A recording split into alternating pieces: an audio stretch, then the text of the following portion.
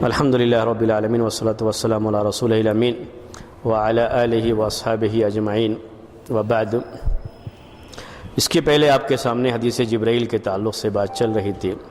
حدیث جبرائیل میں بات یہاں تک پہنچی تھی کہ اللہ کے رسول صلی اللہ علیہ وسلم سے جبرائیل علیہ السلام نے جب ایمان کے بارے میں سوال کیا تو جبرائیل علیہ السلام نے اس کا جواب دیا، اللہ کے رسول صلی اللہ علیہ وسلم نے اس کا جواب دیا کہ ان تؤمن باللہ وملائکتہ وکتبہ ورسلہ وبالیوم الآخر وبالقدر خیرہ وشرہ۔ اس جواب کے بعد کہا جبرائیل علیہ السلام نے کہ صدقتہ، آپ نے صحیح جواب دیا۔ اسی جواب کے تعلق سے بات آپ کے سامنے چل رہی تھی اور بات یہاں تک پہنچی تھی کہ ایمان باللہ میں کیا کیا چیزیں شامل ہوتی ہیں، اس کے بعد ایمان بالملائکہ میں کیا کیا چیزیں شامل ہوتی ہیں۔ اس کے بعد پھر یہ بھی آیا آپ کے سامنے کہ ایمان بالکتب میں ایمان کی حیثیت سے کیا چیزیں ہمارے اوپر واجب ہوتی ہیں، اور آخری بات اب یہ ایمان بالرسل کے بارے میں چل رہی تھی۔ ایمان بالرسل کے تعلق سے پچھلے ہفتے آپ کے سامنے یہ بات آئی تھی کہ سارے رسول مردوں میں سے ہیں، کسی عورت کو رسول نہیں بنایا گیا ہے۔ یہ تو بالکل اجماعی مسئلہ ہے۔ البتہ ایک دوسرا مسئلہ ہے اس سلسلے میں، وہ مسئلہ یہ ہے کہ نبی کوئی عورت ہے یا نہیں ہے۔ تو بعض لوگ بعض عورتوں کے نبی ہونے کے قائل ہیں، جس میں نام میں نے آپ کے سامنے بیان کیا تھا، حوا،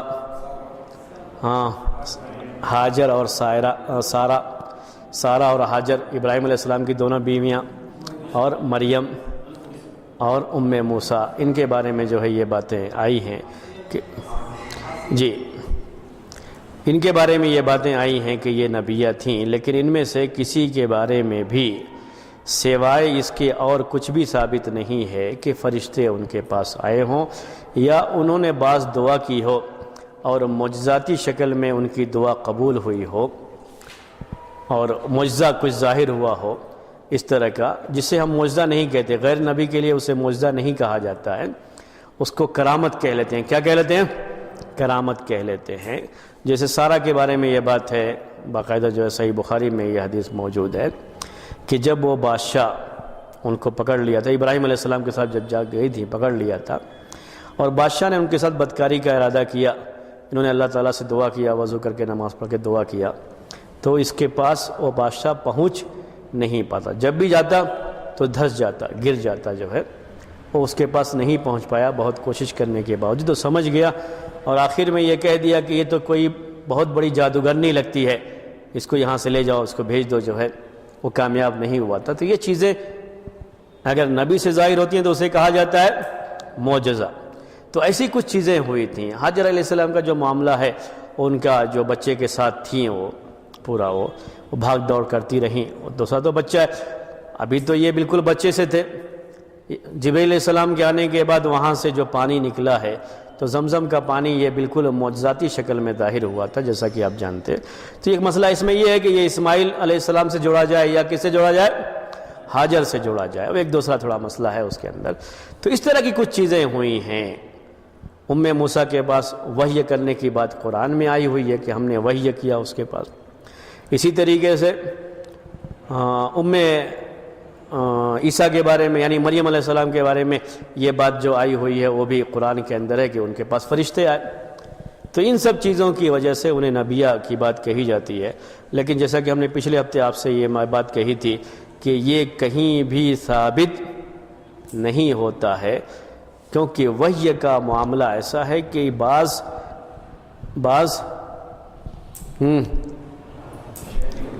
شہد کی مکھی، یعنی جو غیر انسان ہیں ان کے لیے بھی یہ لفظ استعمال کیا گیا ہے۔ شہد کی مکھی کے لیے قرآن میں اوحا کا لفظ آیا ہوا ہے۔ تو یہ صرف وحی کا لفظ آنے کی وجہ سے ان کو یہ مان لینا کہ ان کے وہ نبیاں ہیں، اس طرح کی کوئی بات نہیں۔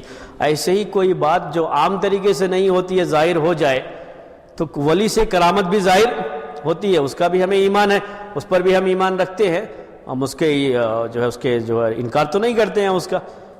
تو اگر ہم یہ بھی مان لیتے ہیں کہ وہ ولیات ہیں تب بھی کافی ہے، اس طرح کی چیزیں ظاہر ہونے کے لیے، اس کے لیے نبی ہونا کوئی ضروری تو نہیں ہے۔ تو نبوت کے لیے کوئی ایسی خاص دلیل نہیں ہے جس سے یہ ثابت ہوتا ہو کہ یہ نبیہ ہیں۔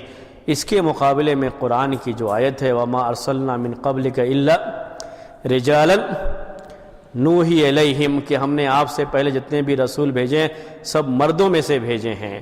اور جہاں تک میرا اس سلسلے میں مطالعہ یا میری رائے ہے وہ یہی ہے کہ یہاں جو بھیجنے کی بات کہی گئی ہے یہ رسول اور نبی دونوں کو شامل ہے۔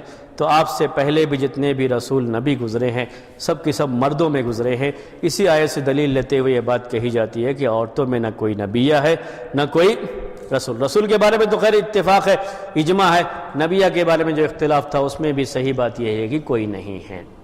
دوسری بات آپ کے سامنے جو آئی تھی پچھلے ہفتے وہ تھا نبی اور رسول کا فرق، میں نے بتایا تھا آپ کو۔ اس سلسلے میں جو باتیں کہی گئی ہیں زیادہ جو بہتر بات ہے جو میں بہتر سمجھتا ہوں اس کو بھی میں نے پیش کیا تھا، اور دوسری جو رائے ہے اس مسئلے میں وہ بھی میں نے پیش کیا تھا آپ کو۔ اس کے بعد جتنے بھی اللہ تعالیٰ کے نبی اور رسول گزرے ہیں جن کی تعداد بہت زیادہ ہے، قرآن میں یا احادیث میں ان میں سے بعض کا ہی تذکرہ ہے، جن کا تذکرہ ہے اس میں سے بھی بعض کے بارے میں اختلاف ہے۔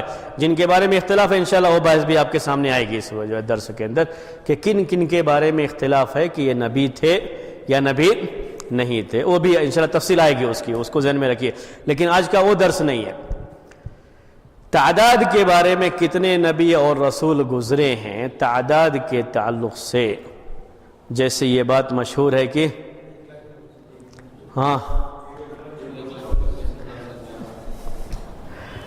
1,24,000، بعض روایتوں میں 1,23,000، یعنی جو روایتیں کئی ایک اس کی ہیں اس میں سے 23,000، بعض روایتوں میں تھوڑے سے کچھ اور فرق کے ساتھ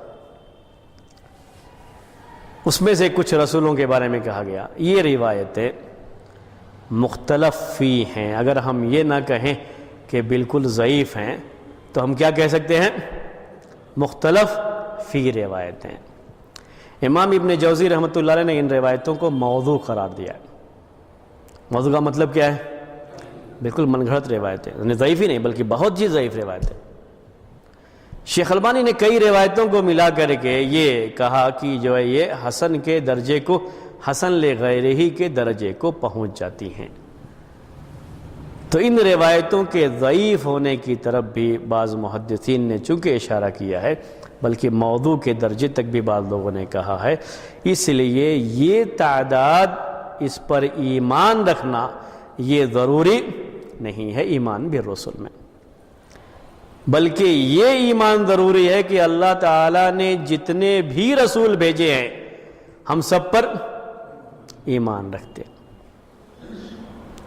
یہی ایمان کافی ہے کہ اللہ تعالیٰ نے جتنے رسول بھیجے ہیں ہم سب پر ایمان رکھتے ہیں، جن کے بارے میں جانتے ہیں ان پر بھی ایمان ہے ہمارا، اور جن کا کوئی تذکرہ موجود نہیں ہے قرآن میں یا حدیث میں ان پر بھی ایمان رکھتے ہیں۔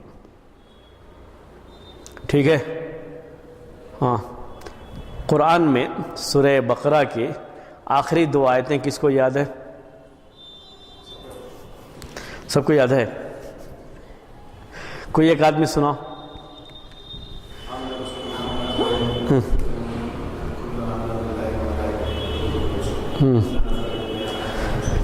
کل آمن باللہ ورسولہ لا نفرق بین احد من رسولہ۔ یہ بعض لوگوں نے تفسیر میں یہ بات لکھی ہے کہ اللہ کے رسول صلی اللہ علیہ وسلم نے ان 2 آیتوں کی جو سورہ بقرہ کے آخر میں بڑی اہمیت بیان کی، آپ بھی جانتے ہیں اس کو، بڑی اہمیت ہے۔ کہا کہ اہمیت ہونے کی ایک وجہ اگر آپ اس کے مفہوم کو دیکھیں گے تو ایمانیات کی باتوں کو یہ کیا ہے؟ شامل ہے۔ اور شریعت جو اللہ تبارک و تعالی نازل فرمائی ہے، پہلے کی شریعتیں بھی اور یہ شریعت بھی، اس کے تعلق سے بھی اس کے اندر بیان موجود ہے۔ تو یہ لفظ ذہن میں رکھیے، اس میں کیا آیا ہوا ہے؟ رسولہ، جتنے بھی رسول ہیں سب پر ایمان رکھتے ہیں اور ہم رسولوں کے درمیان کوئی تفریق نہیں کرتے ایمان کے تعلق سے۔ تو یہ ایمان ہم سے مطلوب ہے ایمان بالرسول میں، کہ ہم سارے رسولوں پر ایمان رکھتے ہیں، سارے انبیاء پر ایمان رکھتے ہیں۔ اس میں سے بعض رسول ہیں، جو رسول ہیں لازمی طور پر نبی بھی ہیں، اور بعض صرف نبی ہیں۔ اس فرق کے ساتھ بھی ہم سارے انبیاء اور سارے رسولوں پر ایمان رکھتے ہیں، کوئی ان کے درمیان تفریق نہیں کرتے۔ اس کے بعد اسی سے جڑا ہوا ایک ضابطہ ہے، وہ یہ ایمان بالرسول میں کہ اگر کسی نے سارے انبیاء پر ایمان رکھنے کے ساتھ کسی ایک نبی پر بھی ایمان نہیں رکھا تو اس کا ایمان بالرسول صحیح نہیں ہے۔ سارے انبیاء پر ایمان رکھتا ہے لیکن صرف ایک کو نہیں مانتا ہے، ایک کو جھٹلا دیا، تب بھی کہا جائے گا کہ اس نے سارے انبیاء کو جھٹلا دیا، سارے انبیاء پر اس کا ایمان نہیں ہے۔ سارے انبیاء پر ایمان کے لیے ضروری یہی ہے کہ کسی نبی پر بھی اس کی رسالت یا نبوت کے تعلق سے کوئی شبہ نہیں آنا چاہیے، سب پر ایمان، اور اس ایمان میں کوئی تفریق نہیں ہے۔ جو بھی اللہ تعالیٰ نے رسول بھیجے ہیں، نبی بھیجے، ہم سب پر ایمان رکھتے ہیں۔ یہ مجمل انداز میں ایسے ہی کہا جائے گا، یہی ایمان مطلوب ہے، تفصیل اس کے اندر مطلوب نہیں ہے۔ کسی بھی ایک نبی کا انکار سارے انبیاء اور سارے رسولوں کا انکار مانا جاتا ہے۔ اس کی دلیل قرآن میں یہ ہے کہ مختلف قوموں کا تذکرہ کیا اللہ تبارک و تعالیٰ نے سورہ شعراء میں مختلف قوموں کا تذکرہ کیا ہے، تو کہا ہے کذبت قوم نوح المرسلین، قوم نوح نے مرسلین کو جھٹلایا۔ قوم نوح نے کس کو جھٹلایا؟ مرسلین کو۔ مرسلین کون ہے؟ یہ جن کو بھیجا گیا ہے، وہ سارے رسول سارے نبی اس کے اندر آتے ہیں۔ آپ سے یہ بات بھی پہلے آئی تھی کہ نوح علیہ السلام پہلے رسول ہے، جب ان سے پہلے کوئی رسول ہی نہیں گزرا ہے۔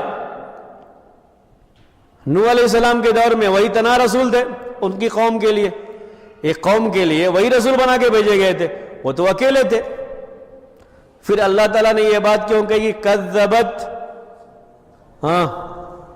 قوم نوح المرسلین، کہ قوم نوح نے رسولوں کو جھٹلایا ہے، انہوں نے صرف ایک رسول کو جھٹلایا تھا۔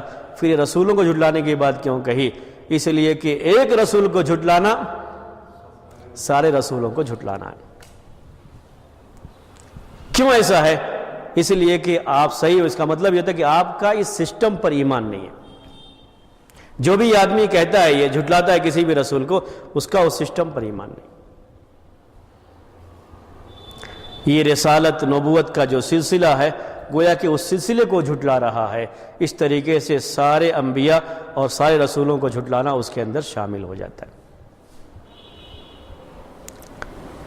بات یہ کس کے بارے میں تھی؟ قوم نوح کے بارے میں۔ یہی بات جو سورہ شعراء میں وقال کذبت عاد المرسلین، پھر آگے ہے کذبت ثمود المرسلین، کذبت قوم لوط المرسلین۔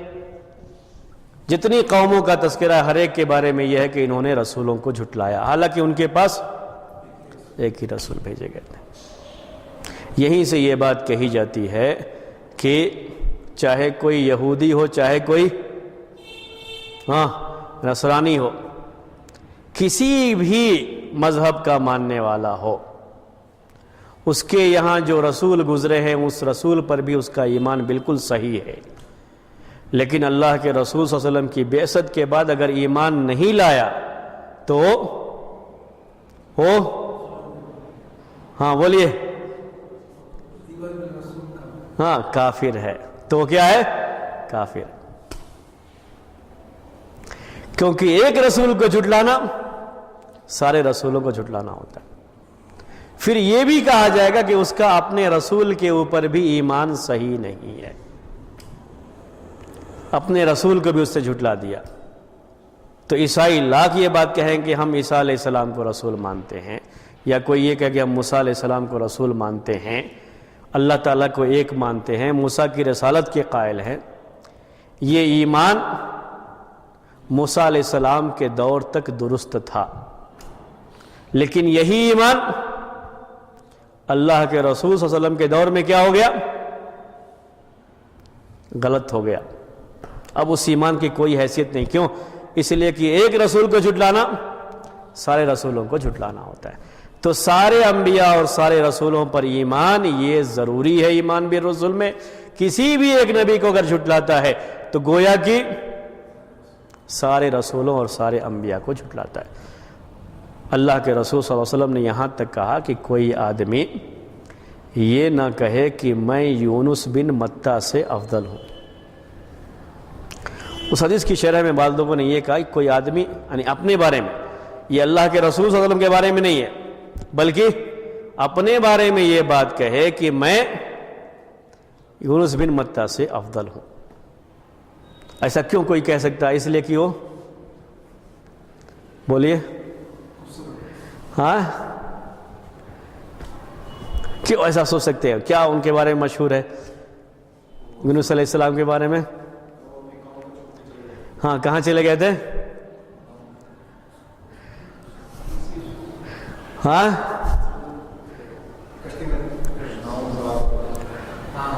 ہاں جی۔ اب جو ہے یہ چیز ان سے ہو گئی، وہ چلے گئے۔ اب کوئی آدمی یہ سوچے کہ بھائی یہ تو انہوں نے ایسا کر دیا، میں تو ماشاءاللہ میدان میں ڈٹا ہوا ہوں، میں کیا ہوں ان سے افضل ہوں۔ یعنی بعض لوگوں نے اس حدیث کی شرح ایسے کی ہے، کوئی کبھی یہ سوچ بھی لیتا ہے تو اس کا ایمان ختم ہو جاتا۔ کبھی بھی نہیں سوچ سکتے آپ اس، کوئی تم میں سے ایسا نہ کہے، کسی بھی ایک رسول یا کسی بھی نبی کے تعلق سے کوئی بھی بات جو اس نبی کو جھٹلانے میں آتی ہو یا اس کا مرتبہ کم کرنے کے تعلق سے آتی ہو، یہ سارے انبیاء اور سارے رسولوں پر ایمان اس کی وجہ سے خطرے میں پڑ جاتا ہے۔ اسی لیے اللہ تعالیٰ نے ایک رسول کے جھٹلانے کو کیا قرار دیا ہے؟ سارے رسولوں کا جھٹلانا قرار دیا ہے۔ کسی ایک نبی کو قتل کرنا سارے انبیاء کا قتل کرنا قرار دیا ہے۔ قرآن میں ہے یقتلون الانبیاء، بنی اسرائیل کے بارے میں جو یہ چیز ہے، یہ انبیاء کا قتل کرتے تھے۔ کبھی بھی کسی ایک نبی کے تعلق سے اس کی شان میں گستاخی، یہ سارے رسولوں کی شان میں گستاخی مانی جاتی ہے۔ ایسا کیوں ہے؟ کیوں ایسا جو ہے میں نے ابھی آپ سے کہا کہ یہ پورا اصل میں سسٹم گویا کہ آدمی نہیں مان رہا ہے اس کو۔ جو اللہ تعالیٰ نے رسولوں کو بھیجنے کا پورا سلسلہ رکھا، اس پورے سلسلے پر اس کا ایمان صحیح نہیں ہے، تبھی آدمی ایسا کر سکتا ہے۔ یہی اسی کے ضمن میں یہ بات بھی کہ رسولوں پر ایمان میں یہ نقطہ بھی شامل ہے کہ ہم یہ عقیدہ رکھنے کے ساتھ ساتھ کہ سارے رسول ایک درجے کے نہیں ہیں، اس میں سے بعض افضل ہیں، بعض ان سے کم تر درجے کے ہیں، سب ایک ہی درجے کے نہیں ہیں۔ لیکن اس کے باوجود بھی اللہ کے رسول صلی اللہ علیہ وسلم نے اس سے منع فرمایا ہے کہ کبھی کسی نبی کے بارے میں، کسی رسول کے بارے میں یہ کہا جائے کہ یہ ان سے افضل ہیں، یہ ان سے افضل ہیں۔ جبکہ قرآن میں یہ بات ہے، قرآن میں آپ پڑھتے رہتے ہیں تِلْكَ الرُّسُلُ فَضَّلْنَا بَعْضَهُمْ عَلَى بَعْضٍ، کہ یہ رسول ہم نے ان میں سے بعض کو بعض پر فضیلت دی ہے، سب کا درجہ ایک نہیں ہے۔ میں نے اس سے پہلے والے درس میں آپ کو بتایا تھا کہ 5 ایسے ہیں جن کو اولو العزم من الرسل کہا جاتا ہے، جو خاص طریقے سے مشرک قوم کی طرف توحید کی دعوت دے کر کے بھیجے گئے تھے۔ نوح علیہ السلام، ابراہیم علیہ السلام، موسیٰ علیہ السلام، عیسیٰ علیہ السلام اور محمد صلی اللہ علیہ وسلم۔ تو یہ خاص جو ہے بڑے بڑے رسول مانے جاتے ہیں۔ اور یہ بھی ثابت ہے کہ اللہ کے رسول صلی اللہ علیہ وسلم سارے انبیاء کے امام ہیں، سارے انسانوں میں سب سے افضل ہیں، اس میں بھی کسی کو اختلاف نہیں ہے۔ آپ نے سب کی امامت کرائی بھی ہے اسراء اور معراج کے موقع پر، یہ بھی سب کوئی جانتا ہے۔ لیکن ان سب کے باوجود بھی آپ نے منع فرمایا، کیا منع فرمایا ہے؟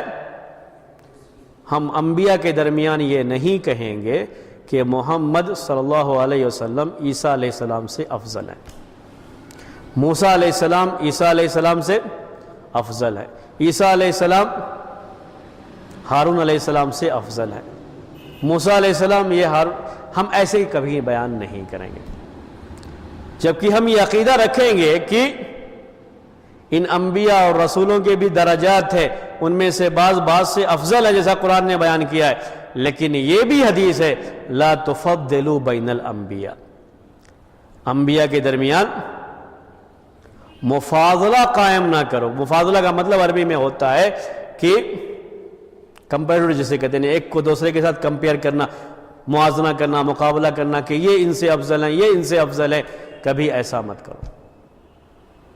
ایسا کیوں منع کیا گیا ہے؟ فی نفسہ ہی ایک چیز ثابت ہوتی ہے، اپنی جگہ پر وہ چیز صحیح ہے، اللہ کے رسول صلی اللہ علیہ وسلم سب سے افضل ہیں، یہ چیز اپنی جگہ پر صحیح ہے، لیکن جب آپ یہ بات کہتے ہیں کہ اللہ کے رسول صلی اللہ علیہ وسلم یہ موسیٰ علیہ السلام سے افضل ہیں، تو کہیں نہ کہیں موسیٰ علیہ السلام کی کیا ہوتی ہے؟ اس میں تنقیص ہوتی ہے، اور اس کو گوارا نہیں کیا اللہ کے رسول صلی اللہ علیہ وسلم نے، اس کو پسند نہیں فرمایا۔ جی بولیے۔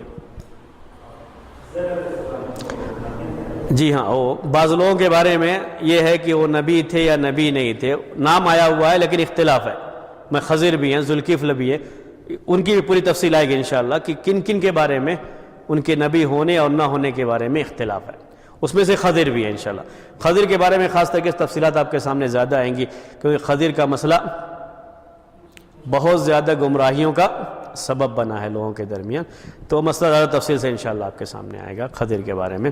لیکن اس سے پہلے یہ بات تھی، یہ نقطہ کہ کبھی بھی رسولوں کے درمیان ہم کمپیئر کر کے کہ یہ فلاں سے یہ ہیں، یہ فلاں سے افضل ہے، کبھی یہ بات نہیں کہی جائے گی۔ یہ عقیدہ ضرور رکھا جائے گا کہ یہ رسول ان کے درجات کیا ہیں؟ بعض کے بعض سے اونچے ہیں، یہ بھی ہم عقیدہ رکھتے ہیں، یہ عقیدہ بھی صحیح ہے کہ اللہ کے رسول صلی اللہ علیہ وسلم سارے رسولوں کے امام ہیں، سب سے افضل ہیں، یہ بھی ہم عقیدہ رکھتے ہیں۔ یہ بھی عقیدہ ہم رکھتے ہیں کہ 5 یہ بڑے بڑے رسول گزرے ہوئے ہیں، یہ سارے عقیدوں کے باوجود بھی ایک کو دوسرے کے ساتھ کمپیئر کر کے کبھی نہیں کہا جائے گا، اللہ کے رسول صلی اللہ علیہ وسلم نے اس سے منع فرمایا ہے۔ اصل یہ چیز اس وقت پیش آئی تھی، صحیح بخاری کی حدیث میں یہ بات ہے کہ یہ حدیث اس وقت پیش آئی تھی جب ایک صحابی جو انصاری صحابی تھے، ان کا اختلاف ایک یہودی کے ساتھ اس مسئلے میں ہو گیا تھا۔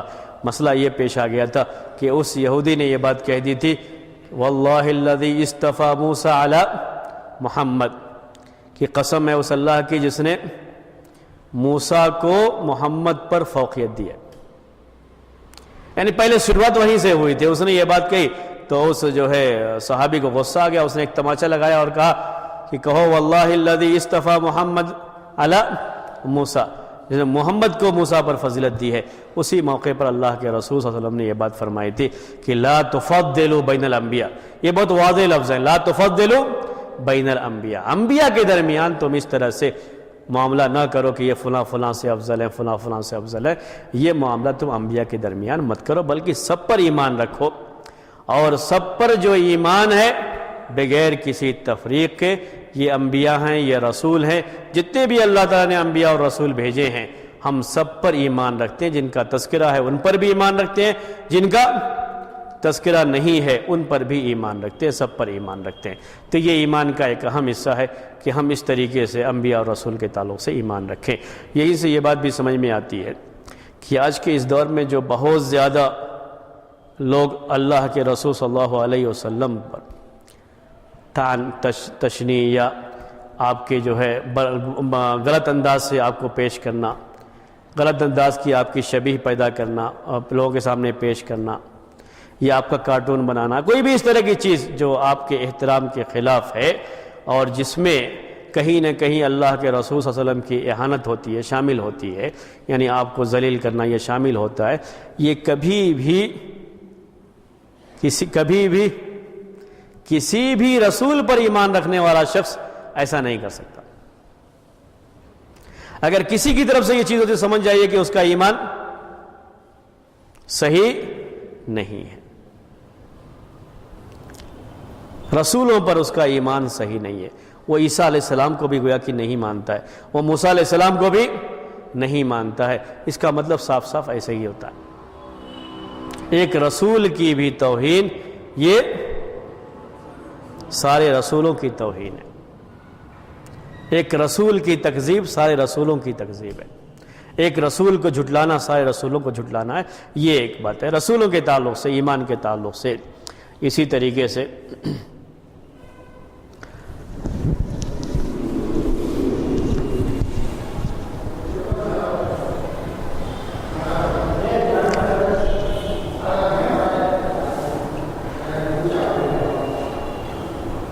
جنوں میں کوئی رسول بھیجے گئے ہیں یا نہیں بھیجے گئے؟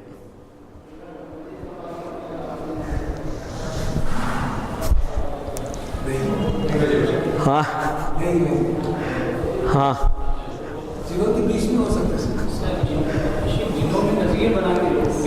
ہاں جی, لیکن رسول نہیں بھیجے گئے. ہاں ایک مسئلہ یہ ہے کہ ہم انسانوں کے تعلق سے تو یہ بات یہ ہے کہ اتنے جو ہے انبیاء جو ہے بھیجے گئے, یا باقاعدہ بعض احادیث میں ان کی تعداد کا بھی بیان آیا ہوا ہے, اور تقریباً 25 کے قریب جو ہے انبیاء کا تذکرہ قرآن میں آیا ہوا ہے.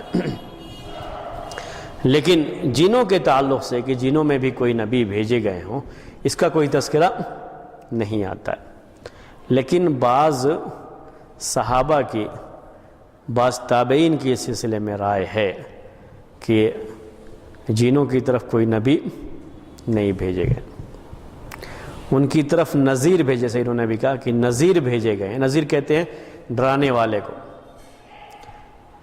یہ بعض صحابہ کا, عبداللہ ابن عباس رضی اللہ تعالیٰ عنہما کہتے ہیں, بعض صحابہ بعض تابعین کا یہ قول ہے کہ ان کی طرف نذیر بھیجے گئے ہیں, ان کی طرف رسول نہیں بھیجے گئے. رسول صرف انسانوں میں بھیجے گئے, انسانوں کے لیے وہ چیز بھیجی گئی ہے. اب یہی سوال آتا ہے کہ اگر جن بھی مکلف ہیں تو جن کے پاس شریعت کس کے ذریعے سے آئے گی؟ اللہ کے رسول صلی اللہ علیہ وسلم کی جہاں تک بعثت کا معاملہ ہے تو اس میں پریشانی نہیں ہے, لیکن اس سے پہلے کا معاملہ یہ آتا ہے کہ اس کے بارے میں کیا کہا جائے گا. اللہ کے رسول صلی اللہ علیہ وسلم کے بارے میں تو یہ بات آتی ہے کہ آپ کو رسول بنایا گیا تھا جنوں کے لیے بھی اور انسانوں کے لیے بھی. یہ بات تو واضح ہے. اور باقاعدہ اللہ کے رسول صلی اللہ علیہ وسلم کے پاس جن آتے تھے, آ کر کے آپ سے دین جو ہے حاصل کرتے تھے. تو جس طریقے سے صحابہ انسانوں میں سے انہوں نے اللہ کے رسول صلی اللہ علیہ وسلم سے دین سیکھا, جنہوں نے بھی آ کر کے سیکھا. قرآن کے جنوں کے سننے کے تعلق سے قرآن میں بھی بیان موجود ہے. تو جنوں کے پاس پہلے کوئی رسول بھیجے گئے تھے یا نہیں بھیجے گئے تھے, یہ ایک مسئلہ آتا ہے. جہاں تک اللہ کے رسول صلی اللہ علیہ وسلم کی بعثت اور اس کے بعد کے زمانے کی بات ہے تو یہ تو بالکل واضح ہے کہ اللہ کے رسول صلی اللہ علیہ وسلم ان کے بھی رسول تھے, اور باقاعدہ ان کے تعلق سے جو احکام ہیں بعض جو ہم سے تعلق رکھتے ہیں اس کو اللہ کے رسول صلی اللہ علیہ وسلم نے بیان بھی فرمایا. جیسے جنہوں نے آ کر کے یہ سوال کیا اپنے کھانے کے تعلق سے, تو اللہ کے رسول صلی اللہ علیہ وسلم نے کہا کہ جو ہڈیاں تم پاتے ہو, یہ ہڈیاں تم اٹھاؤ گے, تمہارے لیے گوشت بھری ہوئی ہڈیاں رہیں گے, تو مجھ سے اس کو کھانے کے لیے ان کے جو. اور مسلمانوں سے یہ بات کہی آپ نے, صحابہ سے یہ بات کہی, جو سارے مسلمانوں کے لیے قیامت تک کے لیے حکم ہے کہ تم ہڈی سے استنجا نہیں کر سکتے, کہ ہڈیاں یہ جنوں کا کھانا ہے, منع کیا گیا اسے. تو یہ چیزیں ایسے ہی جو ہے وہ جو اس کا ہوتا ہے جانوروں کے تعلق سے جلید کا معاملہ ہوتا ہے, اس کے بارے میں یہ کہا کہ یہ ان کے جانوروں کا کھانا ہے, جنوں کے جانوروں کا کھانا. تو جنوں کا آنا اللہ کے رسول صلی اللہ علیہ وسلم کے پاس, ان سے دین سیکھنا, ان سے سوال کرنا, یہ سب کی سب ثابت ہے. اور آپ ان کے لیے رسول بنائے گئے تھے, یہ بھی ثابت ہے. ایک مرتبہ نہیں, کئی موقع پر اس طرح کی بات ہے. بلکہ اللہ کے رسول صلی اللہ علیہ وسلم نے مدینے میں جو گھروں میں سانپ نکلتے تھے ان کو بھی مارنے سے منع فرمایا تھا کہ پہلے ان کو ڈرا لو کیونکہ وہ جن، تو بہت کثرت سے جن اس وقت مدینے میں ہوتے تھے کیونکہ انہیں دین حاصل کرنا ہوتا تھا۔ یہاں تک چیز ثابت ہے جس میں کسی طرح کا بھی کوئی غموض، کوئی جو ہے شبہ، کوئی چیز نہیں پیدا ہوتی ہے، سب کچھ ثابت ہے۔ اس کے بعد کا معاملہ، اس کے بعد بھی وہ رسول وہی ہیں، اللہ کے رسول صلی اللہ علیہ وسلم۔ بعد میں تو آپ کے بعد کوئی رسول آنے والا نہیں ہے، آپ خاتم النبیین ہیں، خاتم الانبیاء ہیں، خاتم الرسول ہیں، اور جب ان کے رسول تھے تو قیامت تک وہ رسول رہیں گے ہی۔ لیکن بعد کا معاملہ اس لحاظ سے کہ ان کے یہاں دین سیکھنے سکھانے کا کیا معاملہ ہے، جیسے انسانوں کے یہاں تھا ویسے ہی وہ چیز ان کے یہاں بھی چلی آ رہی ہے۔ جیسے انسانوں میں صحابہ تھے، صحابہ کے بعد تابعین ہیں، تو کیا جنوں میں بھی یہی سلسلہ رہا کہ جنہوں نے اللہ کے رسول صلی اللہ علیہ وسلم سے ڈائریکٹ سنا وہ صحابہ، وہ جن کیا تھے؟ صحابہ۔ اس کے بعد پھر ان کے بعد ان سے سنے تو تابعین۔ یہ بھی ان کے یہاں بھی علماء ہوتے ہیں باقاعدہ جو ہے ایک کے بعد ایک دین کو سکھاتے رہتے ہیں، وہ سلسلہ ان کے پاس بھی چل رہا ہے، یا انسانوں کے پاس ہی آ کر کے ابھی بھی وہ علم حاصل کرتے ہیں، جہاں دروس ہوتے ہیں انسانوں کے جس میں فرشتوں کے حاضر ہونے کا بیان تو حدیثوں میں موجود ہے، تو ان دروس میں یہ جن بھی حاضر ہو کر کے علم حاصل کر لیتے ہیں، یا ان کا اپنا الگ سسٹم ہے، اس کے بارے میں کچھ تفصیل موجود نہیں ہے۔ البتہ آپ واقعات میں اس طرح کی چیزیں پڑھیں گے یا سنیں گے کہ بعض مجلسوں میں جن کے موجود رہنے کی خبریں لوگوں نے مختلف جو اس میں لکھی ہیں کہ درس میں جن بھی انسان کی شکل میں آ کے بیٹھتے تھے، تو پتہ نہیں لگتا ہے کہ یہ جو ہے وہ انسان ہے یا جن ہیں، آ کر کے بیٹھتے تھے، بیٹھ کر کے علم بھی حاصل کرتے تھے۔ کبھی کوئی ایسی چیز ہو گئی جس کی وجہ سے پتہ لگا کہ شاید یہ انسانوں میں سے نہیں ہے تو تھوڑی پریشانی ہوئی، لیکن آ کر کے بیٹھتے رہے۔ اسی طریقے سے ہندوستان کے بعض اداروں کے بارے میں بھی یہ بات آتی رہتی ہے کہ وہاں انسانوں کے ساتھ جن بھی داخلہ لے کر کے پڑھتے رہے ہیں، اس طرح کی باتیں جو ہے وہ آتی رہتی ہیں۔ تو کیا یہ کہا جائے کہ جنوں کا اپنا سسٹم ہے، وہ اپنے لحاظ سے پڑھتے ہیں، ان کے یہاں اپنے، اس میں تو کوئی شبہ نہیں ہے کہ جنوں کے یہاں بھی تعلیم لازمی طور پر ہوگی، کیونکہ وہ بھی مکلف ہیں، وہ بھی جب اس ایمان کے وہ بھی مکلف ہیں، اس شریعت کے وہ بھی مکلف ہیں، ان کو بھی عمل کرنا ہے، ساری چیزیں ان کے لیے بھی ہیں، تو اس سے تو کوئی انکار نہیں کرتا کہ ان کے یہاں بھی یہ چیز ہونی چاہیے۔ لیکن کیا وہ انسانوں کے سسٹم کے ساتھ جڑے ہیں؟ جیسے اللہ کے رسول صلی اللہ علیہ وسلم کا معاملہ تھا کہ آ کر کے آپ کے پاس علم حاصل کرتے تھے، تو کیا بعد میں بھی ان کا یہی سلسلہ ہے کہ آپ کی وفات کے بعد آپ کے صحابہ اور آپ کے صحابہ کے بعد تابعین، اس کے بعد سے جب جن لوگوں کے پاس بھی علم رہتا ہے وہ درس دیتے ہیں یا ان کی مجلسیں قائم ہوتی ہیں تو ان مجلسوں میں ہی آ کر کے وہ علم حاصل کرتے ہیں، ان کا الگ کوئی سسٹم نہیں ہے؟ ایسا کوئی بیان اس سلسلے میں نہیں ہے۔ اللہ کے رسول صلی اللہ علیہ وسلم کی حد تک حدیثوں میں اس کی صراحت موجود ہے۔ پہلے کے بارے میں، یعنی اللہ کے رسول صلی اللہ علیہ وسلم کی پیدائش سے پہلے، آپ کے رسول بنائے جانے سے پہلے کے بارے میں کہ کیا وہ لوگ نبی رہے ہیں ان کے یا نہیں رہے ہیں، اس میں صرف سلیمان علیہ السلام کے تعلق سے بیان آتا ہے۔ اس میں یہ ہے کہ سلیمان علیہ السلام، ہاں، ان کی حکومت جنوں پر بھی تھی، تو جیسے اور لوگ ان کی حکومت کے یعنی پبلک ان میں شامل تھے، ویسے ہی کون شامل تھے؟ جن بھی شامل تھے۔ ان کے تعلق سے بھی یہ بات آتی ہے، پہلے کے اس میں ان کے تعلق سے یہ بات آتی ہے۔ قرآن میں اس کی صراحت بھی موجود ہے، جتنی صراحت موجود ہے اتنے پر ہم ایمان رکھتے ہیں۔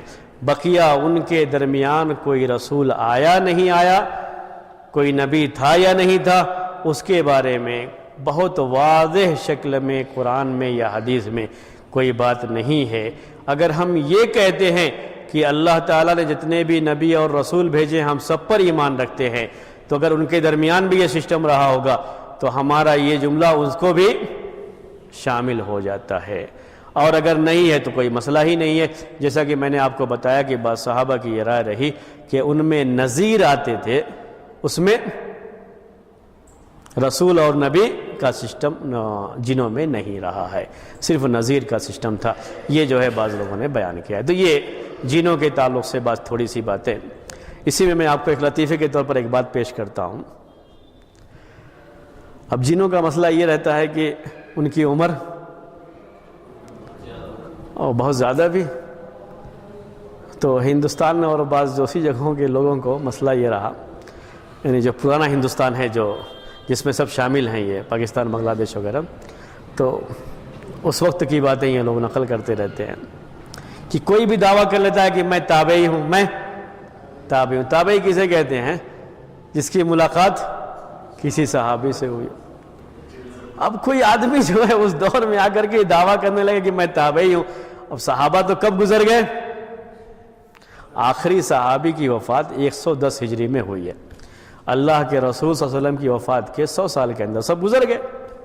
اب کوئی دعویٰ بعد میں کرتا ہے کہ میں تابعی ہوں، تو ظاہر سی بات ہے بعد میں پیدا ہونے والا کوئی شخص تابعی کیسے ہو جائے گا؟ تو جب تحقیق کرنے لگے تو معلوم ہوا کہ یہ کیا کہتے ہیں، نہیں میری ایک جن صحابی سے ملاقات ہوئی تھی۔ کیوں تابعی ہے؟ اس لیے کہ کس سے ملاقات ہوئی ہے؟ جن صحابی سے ملاقات ہوئی۔ تو یہ چیز ہم جب بھی کوئی بھی بحث کرتے ہیں، کوئی بھی بات کرتے ہیں، تو ہمیشہ یہ ساری بحثیں، یہ ساری باتیں ان سے متعلق ہوتی ہیں جن کے بارے میں ہماری تحقیق ہوتی ہے۔ اب وہ جن کا معاملہ ہم تحقیق نہیں کر سکتے، کبھی بھی یہ بات یاد رکھ لیجئے گا۔ یہ اسی کے بارے میں نہیں، حدیث جو ہم پڑھتے ہیں اصول حدیث، اس کے تعلق سے بھی یہی بات ہے۔ محدثین نے جتنی بھی باتیں پیش کی ہیں، ان کے جتنے بھی اصول ہیں، ان سب کا تعلق صرف کس سے ہے؟ انسانوں سے۔ کوئی شخص یہ کہے کہ اللہ کے رسول صلی اللہ علیہ وسلم نے یہ فرمایا ہے اور مجھ سے فلاں جن نے یہ بیان کیا ہے اس دور میں، اور وہ اللہ کے رسول صلی اللہ علیہ وسلم سے ڈائریکٹ سنا ہے، تو وہ روایت قابل قبول نہیں ہے۔ محدثین کے سارے اصول اسی پر چل رہے ہیں، جو انسانوں سے متعلق ہے اسی پر چلتے ہیں ہمارے، اس میں جن کو یا فرشتوں کو بیچ میں نہیں لایا جاتا۔ ہاں آج بھی یہ بات کوئی بھی انکار نہیں کر سکتا کہ کسی آدمی کے پاس کوئی فرشتہ آئے اور اسے بتایا کہ ہاں تم ایسا، لیکن اس کی تحقیق کرنے کا کیسے کوئی معلوم کرے کہ فرشتہ آیا تھا نہیں آیا تھا، کیا ہوا تھا؟ دعویٰ کرنے کو تو کوئی بھی دعویٰ کر سکتا ہے۔ تو شریعت کی بنیاد ایسی چیزوں پر رکھی ہی نہیں گئی ہے سرے سے، شریعت کے مسائل ایسی چیزوں پر نہیں رکھیں گے، ورنہ ہر آدمی ہر طرح کا دعویٰ کر سکتے ہیں۔ یہی معاملہ خواب کا بھی ہے، یہی معاملہ خواب کا بھی ہے، یاد رکھ لیجئے گا۔ یہ بھی خواب کے معاملے میں، خواب کے تعلق سے بھی کوئی شخص اگر یہ کہتا ہے کہ میں نے اللہ کے رسول صلی اللہ علیہ وسلم کو خواب میں دیکھا ہے، تو اس کو صحابی نہیں کہا جائے گا، کیونکہ ہمیں پتہ نہیں ہے کہ اس نے دیکھا ہے یا نہیں دیکھا، ہم اس کو تحقیق کیسے کریں گے؟ کسی بھی کے صحابی ہونے کو ثابت کرنے کے لیے محدثین کے یہاں اس کے بھی اصول رہے ہیں کہ ہم ثابت کب مانیں گے، اس کو کب مانیں گے کہ یہ صحابی تھے، کب صحابی یا صحابی نہیں ہو سکتے، یہ انہوں نے دعویٰ کیا لیکن یہ صحابی نہیں ہو سکتے۔ اس کے لیے باقاعدہ معیار معلوم کرنے کا طریقہ ہے، لیکن کوئی آدمی اگر اس طرح سے کہنا شروع کر دے تو بہت مشکل ہے۔ تو ان کے یہاں اعلیٰ کے الفاظ نہیں بیان کرتے، جو الفاظ استعمال کرتے ہیں صحابی کی تعریف میں وہ یہ کرتے ہیں کہ من لقی النبی صلی اللہ علیہ وسلم ایمانا بہی ومات علی الاسلام ولو تخلت ردہ۔ یہ حافظ ابن حجر رحمۃ اللہ علیہ کی تعریف ہے کہ جس کی ملاقات اللہ کے رسول صلی اللہ علیہ وسلم سے ایمان کی حالت میں ہو جائے اور ایمان کی حالت میں اس کی وفات ہو تو اسے صحابی کہا جائے گا۔ اس میں یہ قید بھی نہیں لگاتے ہیں کہ وہ بیداری کی حالت میں ملا ہو یا خواب میں ملا ہو، ایسا کچھ بھی نہیں لگاتے اس کے اندر۔ خواب میں کوئی دعویٰ کرتا ہے تو نہیں مانتے کہ اس کو صحابی، وہ صحابی ہو بھی نہیں سکتا، اس کو مانتے بھی نہیں ہیں، دعویٰ کرنے سے کسی چیز کو تسلیم نہیں کرتے۔ تو یہ معاملہ جو جنوں کا ہے، جنوں میں رسول بھیجے اور نہ بھیجنے کا ہے، یہ پورا معاملہ ایسے ہے۔ ہم جب یہ کہتے ہیں کہ ہم ایمان لائے اللہ پر، اللہ کی کتابوں پر، اللہ کے تمام رسولوں پر، تو تمام رسول میں، تمام انبیاء میں اگر واقعی معنی میں بھیجے گئے ہوں گے تو وہ شامل ہو جائیں گے، نہیں بھیجے گئے ہیں تب بھی کوئی مسئلہ نہیں ہے۔ تو ہمارا ایمان ایسے ہی ہے، اور جنوں میں رسول یا نبی بھیجے گئے نہیں بھیجے گئے اس کی تفصیل میں جانے کی ہمیں ضرورت نہیں۔